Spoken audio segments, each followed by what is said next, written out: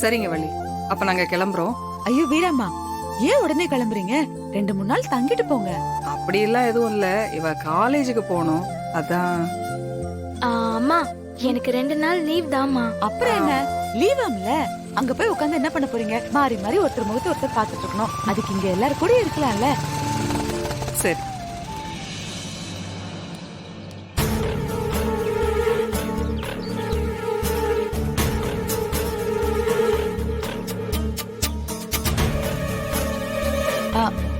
நான் ஆ?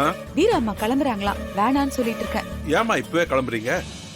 அண்ணா, மா பிருந்தா, வாமா, எங்கம்மா போயிட்டு வர்றீங்க? சொல்லாதடி. அம்மா, உன்னதாம்மா கேக்குறேன். மாமா அது ஷாப்பிங் போயிட்டு வந்தோம்ப்பா. வள்ளி, நான் இவங்கிட்ட பேசல. வீரா கிட்ட கேட்டா வீரா தான் பதில் சொல்லணும். இவன் என்ன குறுக்க பேசிட்டு இருக்கான்? சொல்லு வீரா, ஐ அம் யுவர் பெஸ்ட் ஹஸ்பண்ட். மா, நீ சொல்லுமா, எங்கம்மா போயிட்டு வர்றீங்க? ஐயோ, ராகவ விட்னஸுக்கு பணம் கொடுத்ததை சொல்லிடுவாளோ? இவளை நம்பவும் முடியாது, சொன்னாலும் சொல்லிடுவா. சொல்லிட்டானா என்ன சொல்லி சமாளிக்கிறது?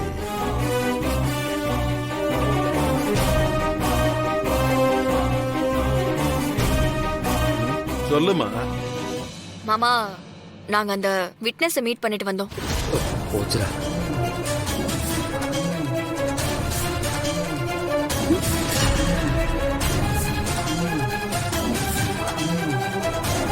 அவனை எதுக்கு 2 பேரும் மீட் பண்றீங்க? ஏற்கனவே கோர்ட்ல ஹியரிங் போய்கிட்டு இருக்கு. இப்ப போய் அவனை பார்த்துட்டு வந்தா பிரச்சனை ஆகும்னு தெரியாத உனக்கு? பிரச்சனை ஆயிடுச்சு மாமா. பிரச்சனை ஆயிடுச்சா? பிரச்சனையா?